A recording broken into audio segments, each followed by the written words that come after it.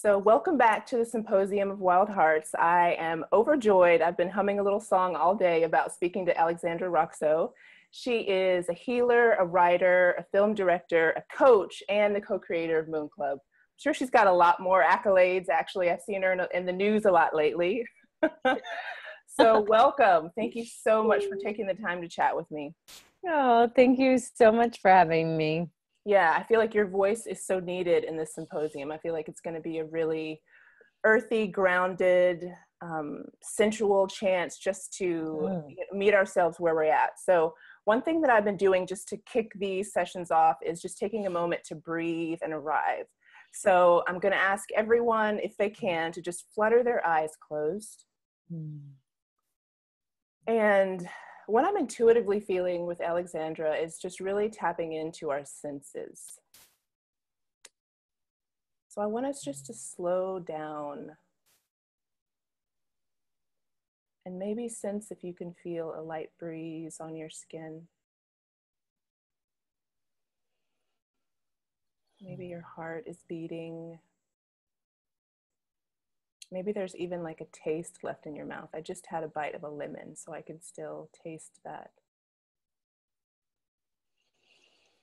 And what do you hear?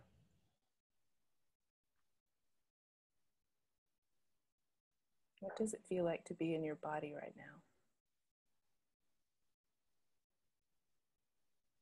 Placing no judgments, just really getting curious, looking at yourself through the eyes of the beloved, through your lover, through a mother, whatever resonates with you.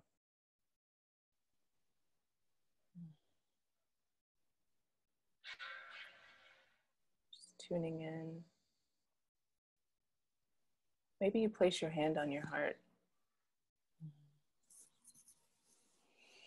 What I really want to give people space with during the symposium is just a chance to tune in and listen to what's right for them and what's real for them and what's happening in their body.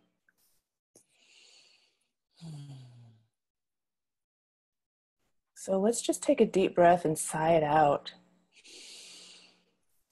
I love it. I love to hear the breath. Let's do it one more time. Take a deep breath in. Sigh it out. And if you need more time in this space, or you need more time just to breathe and sigh and moan, just pause it and stay here. For the rest of us, we're just going to flutter our eyes open and return to here and now.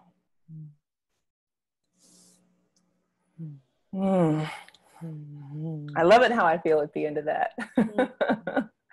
So we're going to get a little bit into your story. I know you're going to demo some stuff for us just a little bit later, but what I really want to do, and what I've done with every other guest, is this thing that I don't have a name for yet. It's kind of like 20 questions, but it's 11, and they're stream of consciousness. So as soon as I ask you, you're answering. And these questions all are in the vein of like pleasure and sensuality. So they're really fun. Are you game for it? Oh, yes. Okay, question 1. Girls just wanna fill in the blank. Make love. Describe an orgasm in one word. Ecstatic. Why was sex created? For creation. What's your favorite sensual food? Raw chocolate. I like the way you said that even. What is pleasure? Aliveness. This is just a yes or no. Have you ever seen snails copulating? Oh, yeah. Of course you have. What was Collie's first word? I love it. Best song to make love to? Ooh. The songs of the birds in the early morning. I like that one. Why are you so relieved? None of it really matters. Perfect. Oh, we worked so hard at the end of the day, you know? Okay. What's a good naughty text? maybe just that sound on a voice note. Yeah, I think that would do it. And the last question, what is Madonna doing right now? Shit. I hope she's meditating, brushing her teeth, or planning her next tour. I don't know. What time is it wherever she is? Probably same time as you. 10, 12. Yeah, she's probably like making a green juice and like doing some Pilates, you know? That's right. She's got those arms. I love it. I love it. Thank you. Okay, so those are the 11 questions.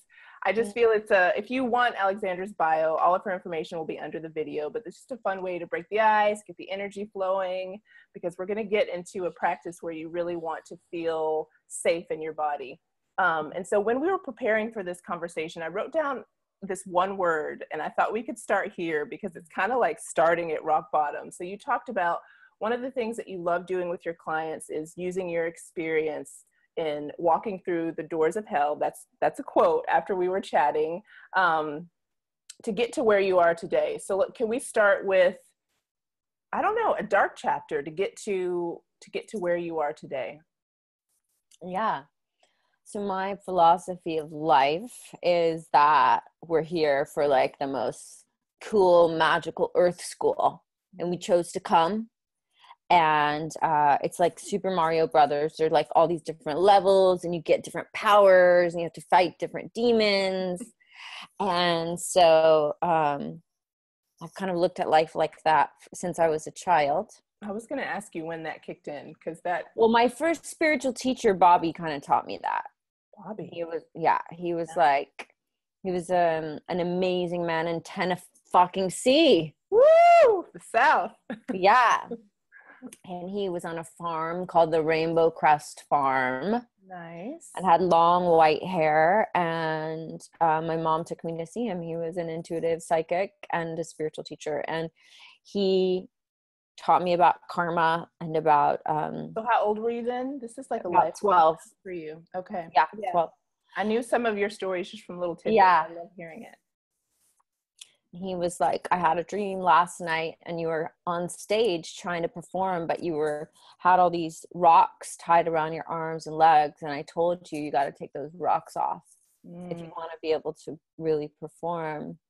And essentially that's what we do as humans here on the earth. I believe is like we show up and we have inherent karma that we've brought, and we have lineages that we've stepped into, and our whole life. Part of our whole life is this unraveling and unfolding and re-becoming the essence that we really came from. So it's like a delicious circular spiral. So as a 12-year-old, was that an easy thing for you to step into, or was that wisdom that just grew, with you as you aged and grew? Yeah, I don't think I quite understood all of what that meant until I had experienced it on the cognitive level. But it did grow over time, and it has become like the backbone of the way that I perceive reality here on Earth, is that like we're here to chisel away at the beautiful diamond, that we always were, and that we're just coming back to that essence of love that we always have been, and that we get to do it in this like funky Alice in Wonderland, Super Mario Brothers like game of existence. I love it. And if we choose to look at it like that, then we're not victims of the reality. But when we go through these levels in the game that are like quite difficult, those are levels of mastery. They're levels of deep skill creation. So you could look at job loss, divorce, illness as being tragic, and you could look at it as like your life got fucked and all this stuff, or you could look at it as entering a level of mastery, where I love that word. Yeah, you have come to a space where you're allowing circumstances to teach you at such depth, right? Because the depth that you receive lessons at, if you've like had a stroke or a disease or something large, you can look at Ram Dass. It's a beautiful example of how much his work shifted after he had a stroke and was essentially like half mobile in a wheelchair. And he's written books about it. And You know, you can see all kinds of people that go through really tough circumstances. The ones that come out the other side and really say, like, this was a tool of my awakening. I used this moment. Yeah. Yeah, I love the word that you pull out, mastery, because it really makes me understand that some of those hard times are actually a mastery in a certain lesson. Like, I learned so much through my divorce. I learned even more through one of my parents' deaths. So I love the word mastery. I love framing it like that.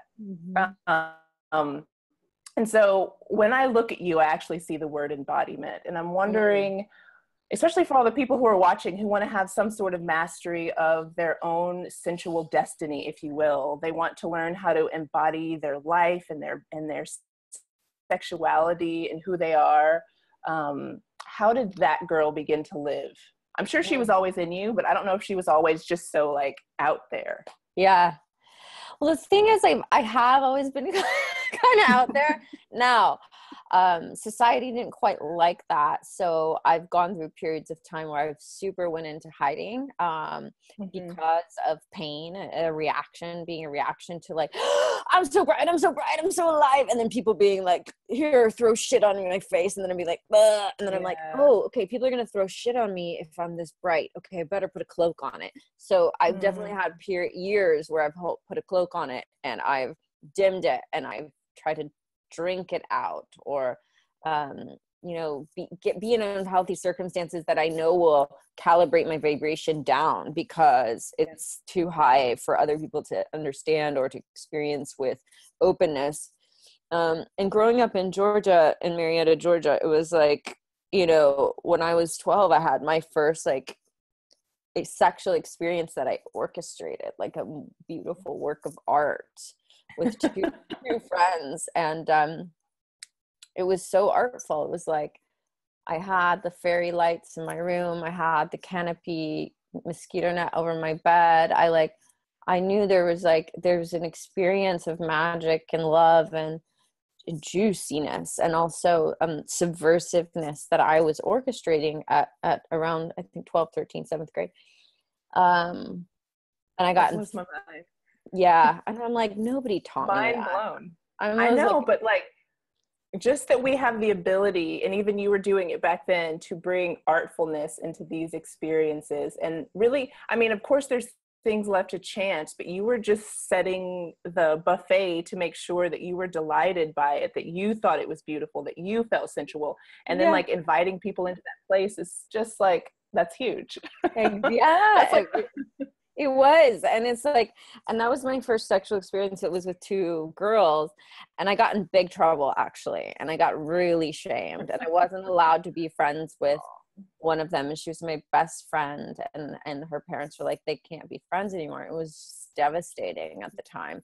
My mom was so chill about it. She was like, forget those people. My mom was like very supportive. But people, mom. Yeah, my mom's so good.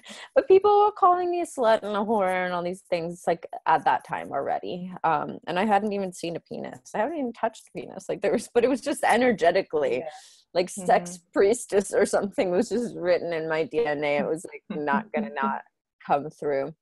And it's funny because my first sexual experience with a boy, the first time I had intercourse was with a boy that I loved. We were in love. And I pre-planned it as well. I really meticulously planned the experience.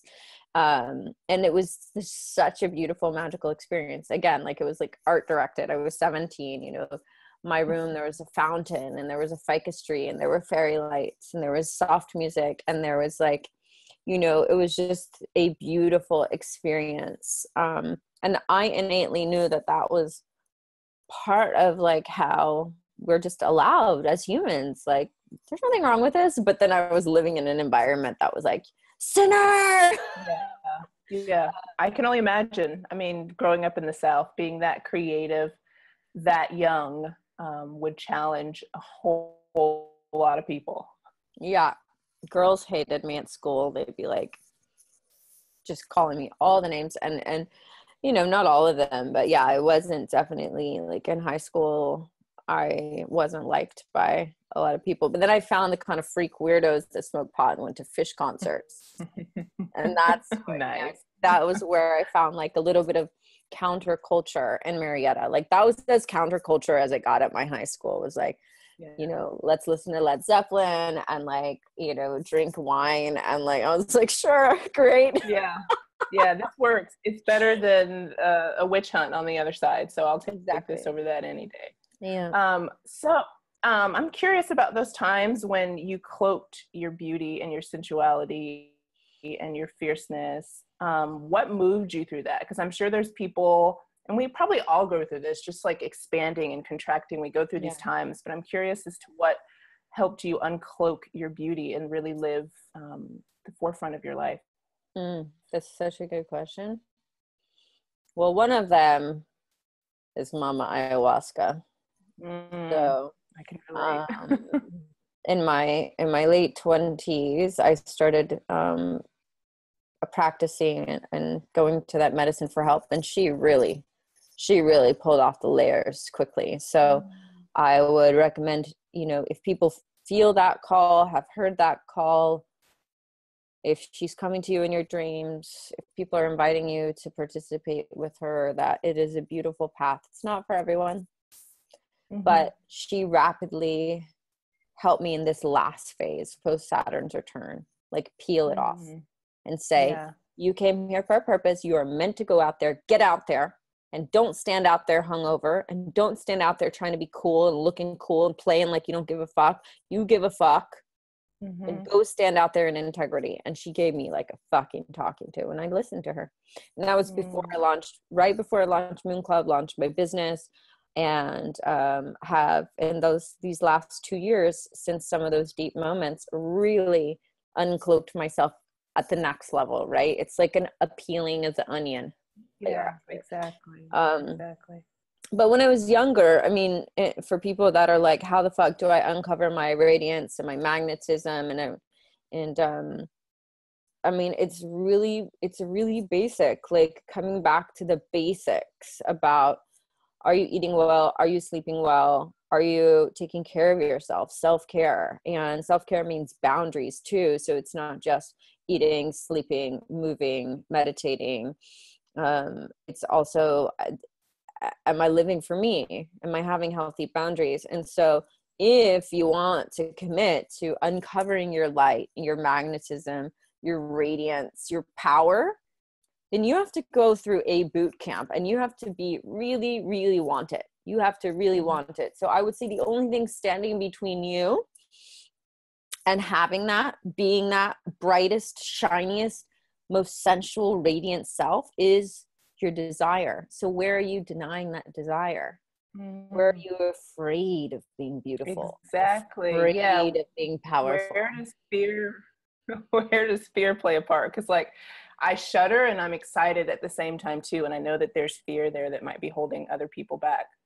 Exactly. And at a certain point, you choose love over fear. You choose your happiness. You choose possibility. There's so many things you could choose over fear. That's where I say at that part of the journey, I've worked with so many coaches, mentors, healers, communities. You can't do it alone. It's hard. We're like the first generation of women coming back into such power and radiance. So we really need to do it together. We have to hold each other's hand and say, honey, it's safe. It's safe. You got this. I'm with you. So, I mean, that to me has been incredibly helpful. I have had so many teachers, mentors, and guides in my life that have helped me get where I am, and a badass community always around me in the last 15 years of powerful women. Sometimes they piss me off so much, and sometimes they fucking, challenge the shit out of me, but they're a part of my community of awakening. They're vehicles for my awakening as well. So when people want it bad enough, and when it starts knocking on you all the time, and you feel this like inside, like you're not living in full alignment, you either go even more deeply asleep or you can't, and you wake up. And if you go more deeply asleep, that's the path of mediocrity and potential disease and complete contraction in on yourself and death, essentially, right? That's the path of death, of going towards unconscious death sooner rather than letting the life really expand before going to that death. So when that knock becomes so loud that you are like, fuck, I know I need to step into alignment, then that's like the most beautiful, it's such a beautiful part of the journey. Yeah. Nothing can stop you at that point. So I think of embodiment. That's what that is. It's like living this full, truthful life. What does embodiment mean to you? Well, it's funny because I think that embodiment is a hard thing to understand. It's very abstract for people because we think about in our culture, like we have these bodies and we keep them in shape and we do this and we do that. And we can do all of that from like an extremely mind-based state. And so we get this sort of false sense of embodiment. Like, oh, I went to yoga. How many times have you been at yoga where the whole time you're thinking, right? Your body can keep moving while you're not like really in it. Mm-hmm. So when I think of embodiment, I think about like your whole physical body being like a house with lights. And so right now, most of us have the mind light turned on really bright, right? Like we're ruled by the mind. We have to write our emails, we do our thing, and our mind has to be sharp and fast. So when that light is on, when I work with clients, I start trying to turn on the heart light, turn on the belly light, turn on the womb and the pussy light, and all the way down. Like the hip lights need to be on. I wore this for you. Oh, yay. Oh, that's so cool. Yeah. The anus light needs to be on. Like every part of you, in order to be embodied, like there can't really be parts that are locked. Now, when it's locked off, that means there's a contraction or a sort of kink there in the wiring, which is totally fine. That's what we do when we do work on ourselves, is we unblock those places. So you might find that your embodiment is prevented. You're like, I don't know how to feel into my hips.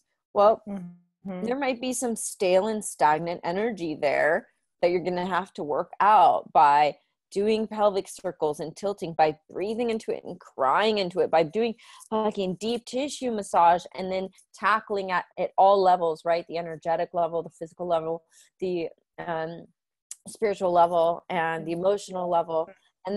And it's dense, right? Some of that density can really clog in areas of our body, and that's where it turns into disease. So if you're a person that, say, has bad periods or bad cramps, then you can tackle that on a physical level by regulating your diet and your exercise and your whatever hormones. Then you have to tackle it on an emotional and spiritual level.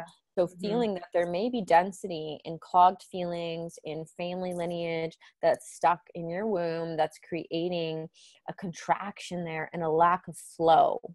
So then we do that together when we're working, like I work with people as my clients, or when you're in a medicine ceremony, you go in there and you start to ask for that to move. You cannot be fully embodied if you have places in your body where you're holding density that has turned into stagnation and a lack of circulation of flow. Does that make sense? No, it totally makes sense. And I've seen how just in my own personal life, whenever I cleared that up or I get it moving, I'm like, oh my God, I have so much more energy to allot to my dream. Like I had no idea how much, I mean, we are energetic bodies. I understood all of this, but until I really came into an experience with it, I was like, whoa, like that was really weighing me down. I've got so much more energy for my dream. Yes. It's amazing.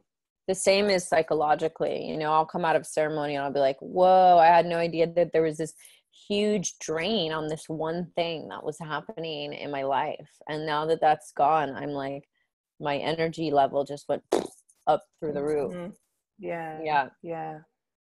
I would love to talk a little bit about self-seduction before we get into, I know you're going to demo a practice for us and do it together, but this has been sort of, I mean, I've always been the person who's been really curious about my own body, sexuality. I have 4 planets in Scorpio. It felt very natural, but again, as I was growing up, it was a thing that's like, just put it aside.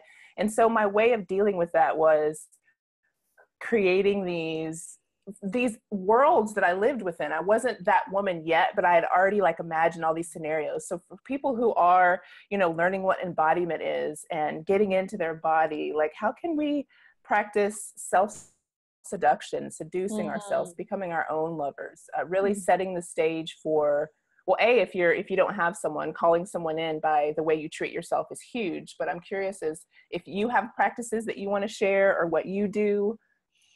Yeah. Well, the first thing that I would say, and that I say to all my clients, is really investing time in getting to know yourself, getting to know yourself sensually and erotically, and really allowing the definition of what that even means to you to be yours. So I am like a total rebel at heart. I have a Venus in Aquarius. So I do not look at love and sex by traditional standards at all. And Aquarius is ruled by the planet Uranus, who's the rebellious planet. And so the way that I look at it is, in order for me to live as a radical reclaiming of my own sensuality and my own eroticism, my own pleasure, I have to know what that means for me. And that has taken me years. You know, I spent, like I said, my first sexual experience was age 12 with 2 girls. That was my first orgasm with another person. It could have been my first one altogether. That's pretty unconventional, right? Like my Venus is very in Aquarius. I noticed already, at a young age, that my sexuality was unconventional. You know, I went down on half of my friends in high school girls. I mean, I'm like, I don't know where that came from. But there wasn't a shame. All of my sexually adventurous friends. I know. There wasn't go ahead, sorry. anything about it except that I was just curious, you know, and there was like beyond the programming and beyond the conditioning, I was just like, what? We're just animals. Like, that's what we're here to do. We're here to like be in these animal bodies and like piss and shit and fuck and hold each other and lick each other. And, you know, like, you know, we're not supposed to just live in these minds all the time. Like, why would we have a body if we're just mind? So, you know, I spent a lot of my life exploring what I was into sensually, erotically. Now I don't really go down on my friends. Sorry. You missed out on that phase. Yeah, that phase is done. That was like age 14 to 16. No.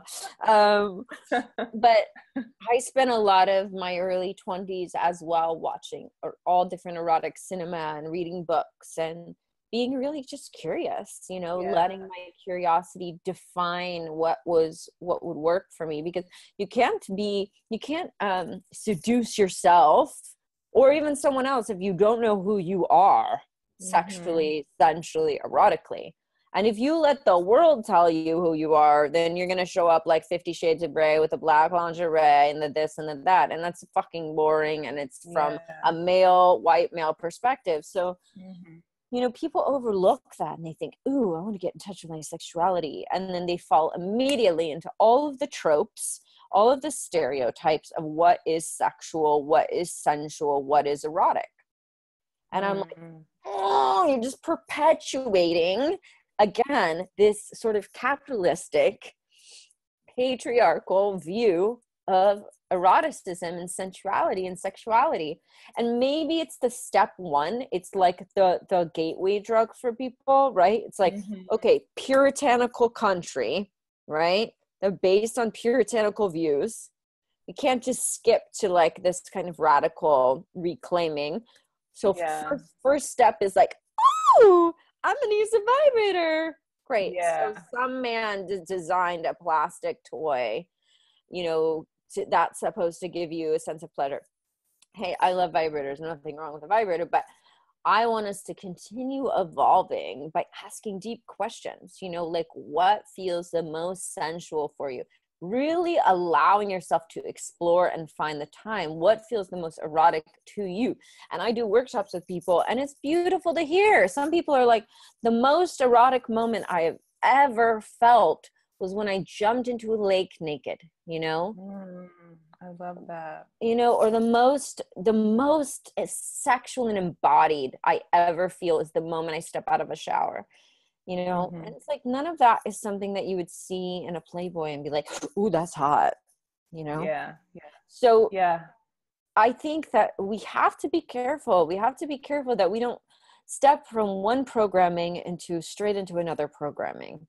We have to be really smart, because I want my daughters to not feel like in order to be sexy, they have to have a small waist and put on a garter belt and black heels, you know, like I really want more for them, you know, if they want to do something like that's more exciting or weird or earthen or disgusting or whatever, I want them to feel like they can. So in order for them to do that, then I also have to be in my own embodiment, be whatever feels good to me on a certain day, which is also constantly changing because we're cyclical beings. So I might feel like today I want to have my breast up. Tomorrow I might want to wear a kaftan muumuu with no red lips, and that is great. I might feel like the most sensual earth goddess. No underwear, just like a muumuu, my hair messy, and like my pussy might be dripping because I feel so grounded and alive. I love it. Does that make sense?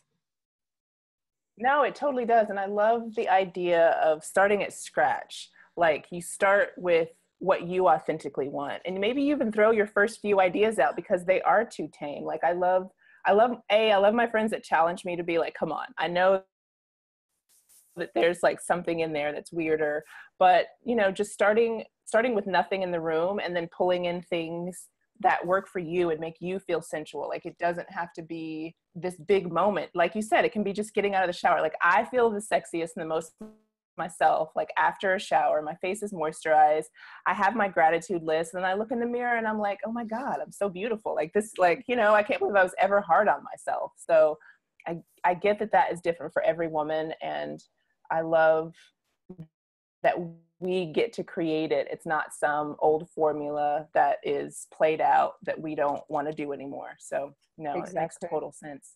Yeah. Nice. I would love to give you the floor, and you can guide me through, you can explain what you're going to do for those who are watching and want to play along, and then you can guide me through some sort of embodiment practice. Okay.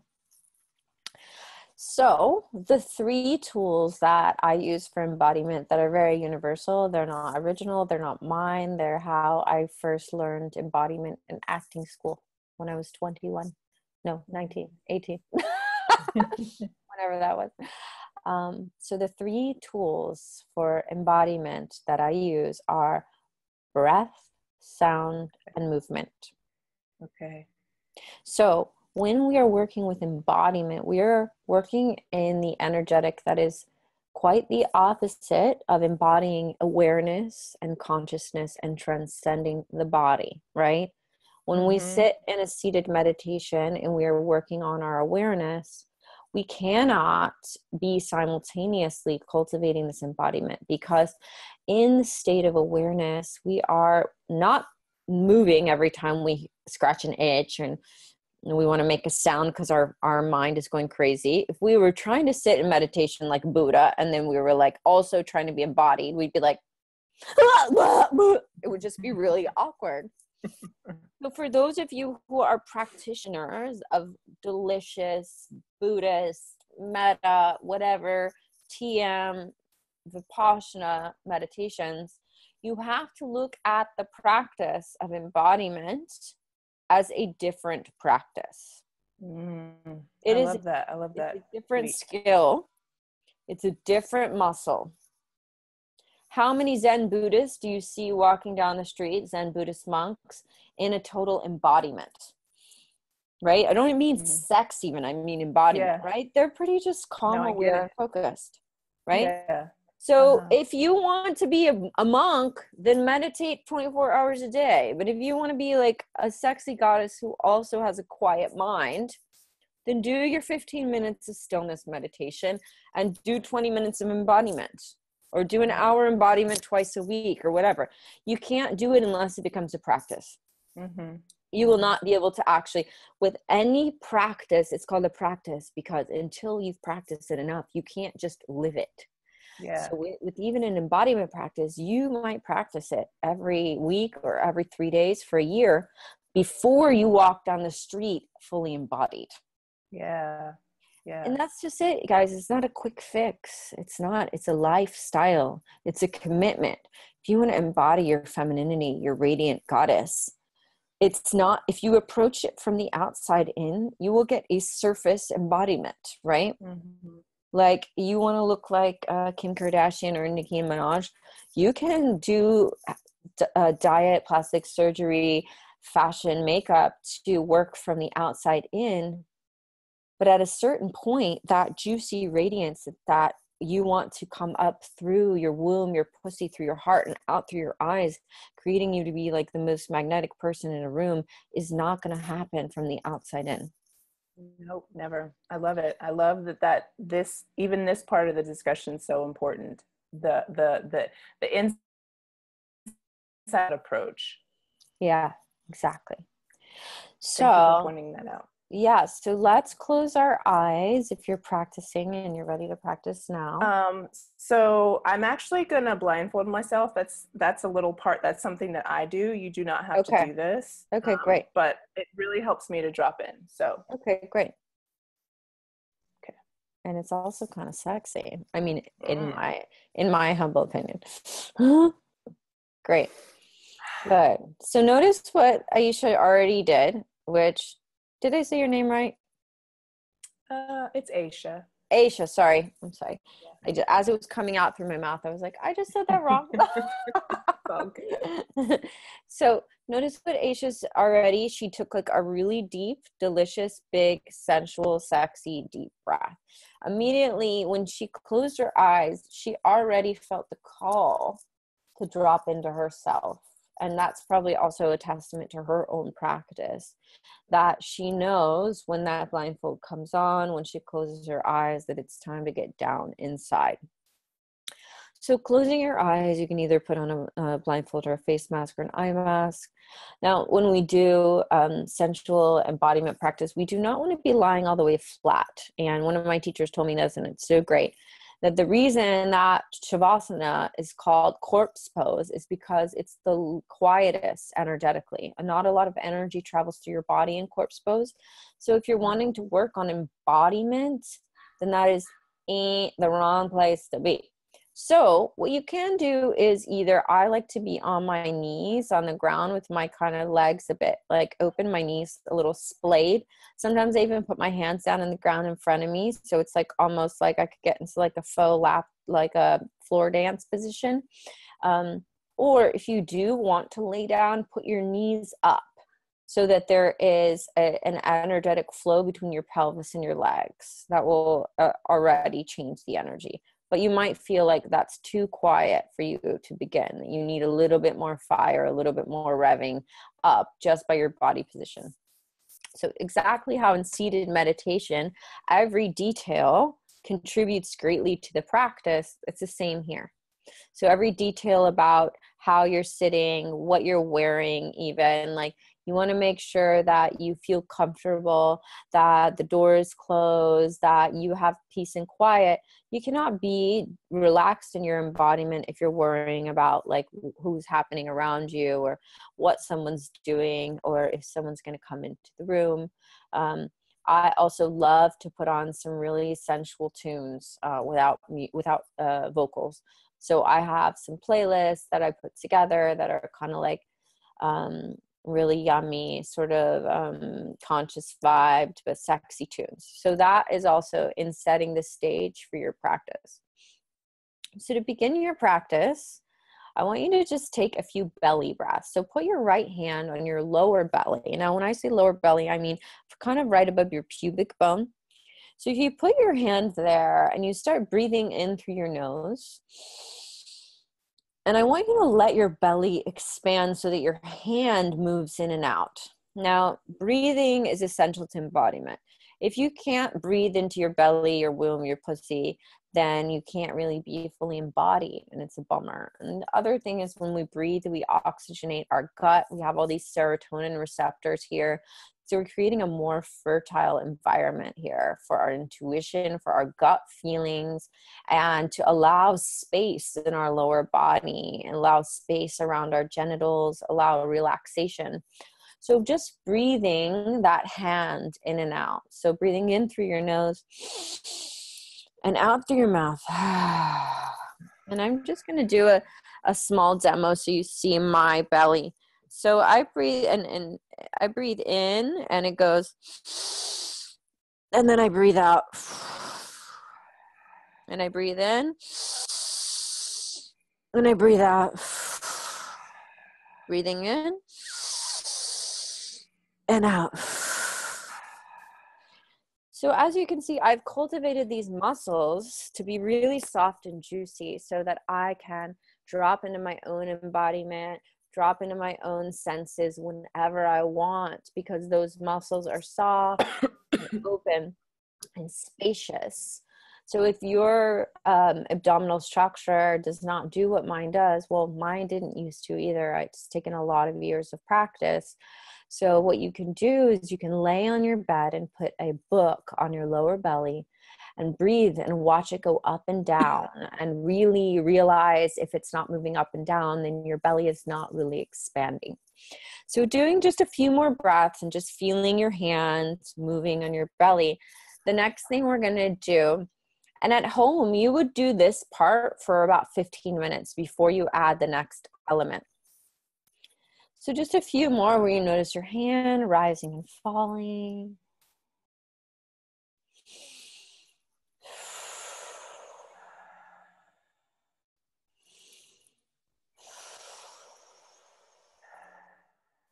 And the next thing we're going to do is add sound. So sound is really integral to this awakening. Sound is a vibration. So if you can think about, you have all these cells in your body that want to wake up. They want to be embodied. They want to be alive. They want the lights to be switched on.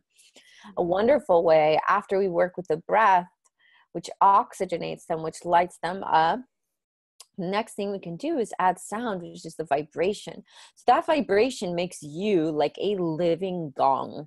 So when you make a sound, you are like this gong. You vibrate through your whole system, awakening yourself.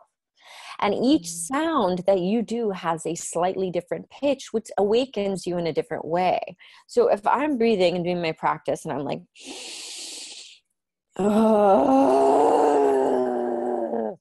that awakens part of me, right? Something in me.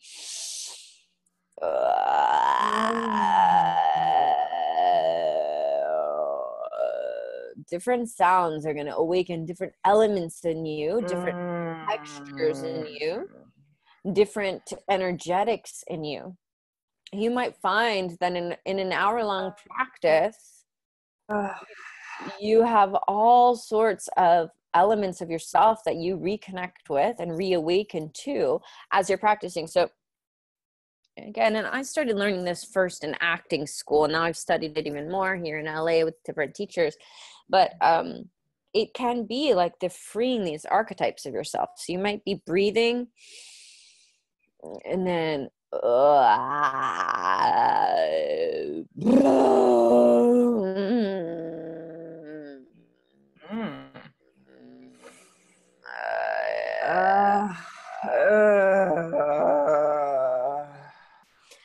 and just noticing, and you can keep sounding and playing with different sounds. Now, when you're alone and you might go, and that might feel really good as a part of your practice. One morning you might be laying and practicing, and you might just for an hour. And guess what? You might have just moved some stagnant ass old energy that was stuck in your body. I can feel that. And it's not, oh no, I'm going to open too much anger, too much rage, and I'm going to lose control.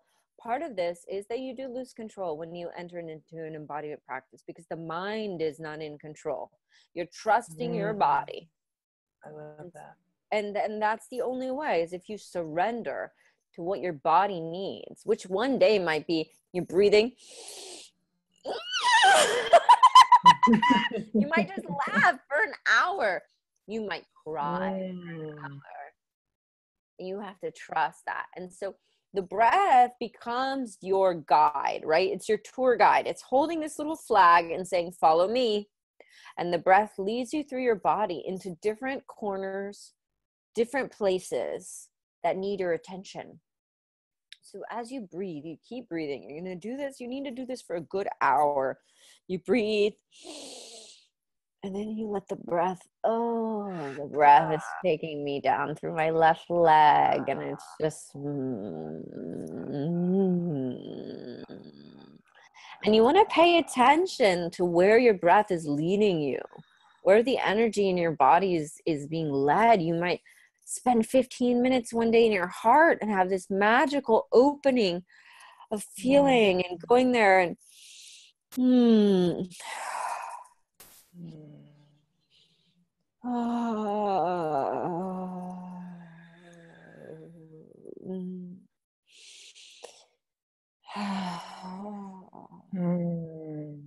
you might find that you need to spend a lot of time that place one day. You might find you start clearing energy. Like I burp a lot when I'm clearing. I cough a lot when I'm clearing. Sometimes I have to go to the bathroom, take a poo, but more I burp and cough. Sometimes I sneeze. So as you're doing this work, you're also opening up energetic spaces in your body that might have been closed for a certain amount of time. If you think about it, if there's been a knot in one area of your system and you start massaging it and breathing it open, then in that you might need to yawn, burp, cough, where there's like this new line opening for you. So you would, for the 15 to 20 minutes to an hour, ideally, a sustained practice, stay in that deep work with your nervous system, which you're going to want to stop all the time during that hour. If you said an hour, make the hour. So the last thing you're going to add is some movement. So I like to start by snaking through my spine and my rib cage. And you're going to keep with the sound and you're going to keep with the breath. So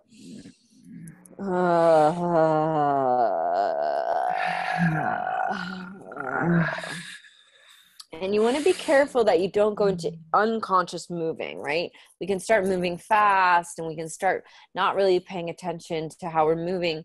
So if you start with really slow movement, like literally like molasses dripping down a tree, if you start there and you really feel into every micro movement, feeling into how if you move your hips slightly to the right or slightly to the left, you might feel like a warmth starting to bubble through your whole genital area. You send breath down.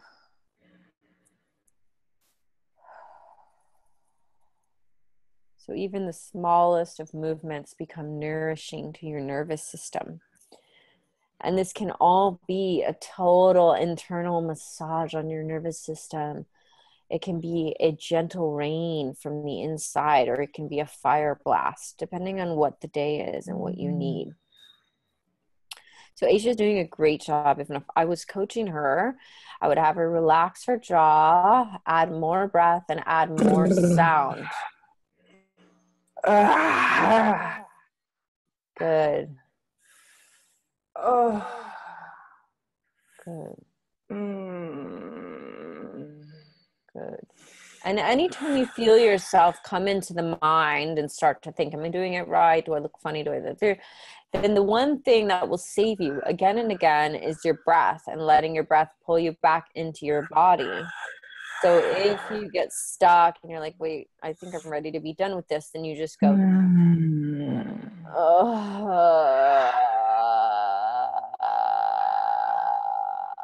and remember, we're not trying to be sexy. We're not performing sexy. We're not trying to embody sexy. And we got to remember that sexy was defined for us. So your redefinition process is your own. So sometimes I sound like a weird dragon for 2 hours, and it's not sexy. I don't care if it's sexy. It actually would probably be really sexy to someone else. It's so me. And if I sit there and I'm just like,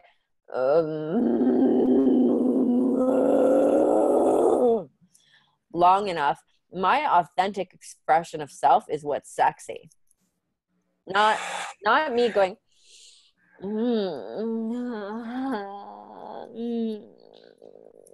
I can perform sexy for you, but that's boring. Very boring. Letting your jaw always be soft, your face be soft, your belly be soft, and always sending more breath deeper and further down into your body. So this, you can, again, take 15 minutes to 30 minutes to an hour, ideally, to dive into a practice like this. Again, this is something that's universal that I've been working with for a very long time, that many people work with, and it's making it your own. I love that. Yeah. My body is like buzzing. Great. See, yeah, you're getting that Shakti flowing. Yes. Thank you. Wow. Imagine so if you good. did that for an hour. Yeah, I'm definitely going to, and I challenge anyone who's watching to challenge yourself to set an alarm for an hour and really just do the work. Breathe and add movement and sound. I love the sound. I love the vibration that I could feel in my body. It felt like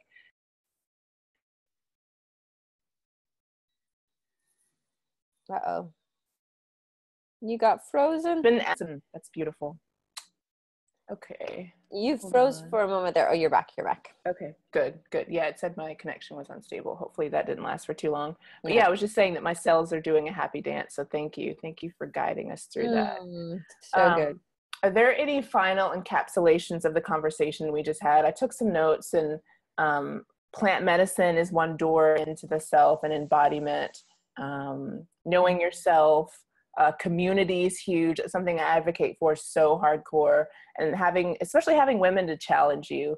You don't want people who won't do that. I don't consider anyone a friend who wouldn't be like, hey, I think you have dimmed yourself a little. I think that you don't see this, but I see this in you. So those are some huge takeaways for me. Is there anything else that you want to add to the conversation?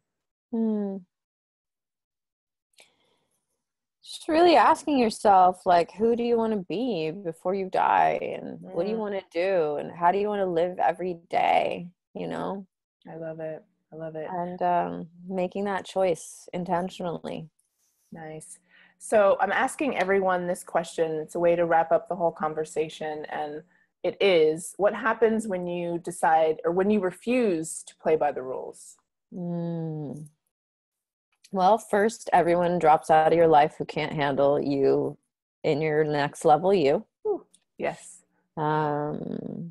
Sometimes that's habits, jobs, homes, it's all kinds of things. So you get like the Tower card in the tarot. So when you make a decision and you let whatever structures fall away that don't support that opening and that awakening, the you beyond those old rules. So if you don't surrender to that process, you'll have to come around to it again. So I highly recommend you surrender to that process by seeking community, spiritual practice, mentors, guides, coaches, and allowing the process to happen and seeing it as a beautiful gift of your unfolding and your awakening. And then you get to make your own new rules. And you get to decide what feels right for you. And that might take a while, and it might be like 2 steps forward, 1 step back, and that's fine. That's totally great. There's no right or wrong there. Yeah. So when everything comes crashing down, you're like, am I a Buddhist? Am I this? Am I going to be a yoga teacher? Am I going to be a life coach? Am I going to go back to school? Like, do I drink? Do I not drink? You get to define all those things for you. Yeah. And they might be constantly changing because you're a cyclical being. So enjoy the process. Do not focus on the destination. Let the process of unfolding be your greatest masterpiece, because it will continue to be until you die. So that's the now is that. That is the process. I have to write that down. Let the process of your unfolding be your masterpiece. That is gorgeous. And speaking of cards, I've been getting the Tower card a lot too, but I picked a card for this conversation, and here it is. It's very soon. So it says, clearly decide what you want so that it comes to you now. And I feel like that's a perfect card for the conversation that we've had. Deciding what you want, becoming that, inviting it in. Where can people find you? Do you have anything coming up that you want to mention?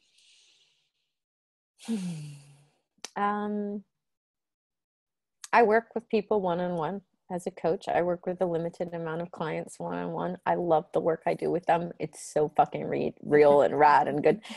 And then I also work with people in a group with Moon Club, and we do online rituals and group mentorship. So all of that. Thank you. All of that you can find on my site, alexandraroxo.com. I also write free words of wisdom and love and advice and support and poetry every day on Instagram. So that's my active service of just giving and sharing. And it's also deliciously wonderful for me. Yeah. So those are the best places to find me. Nice. Thank you so much for this conversation. I think if everyone's gone through this practice, they probably feel blissed out as I do. So go and enjoy your days. And thank you for being a part of the symposium.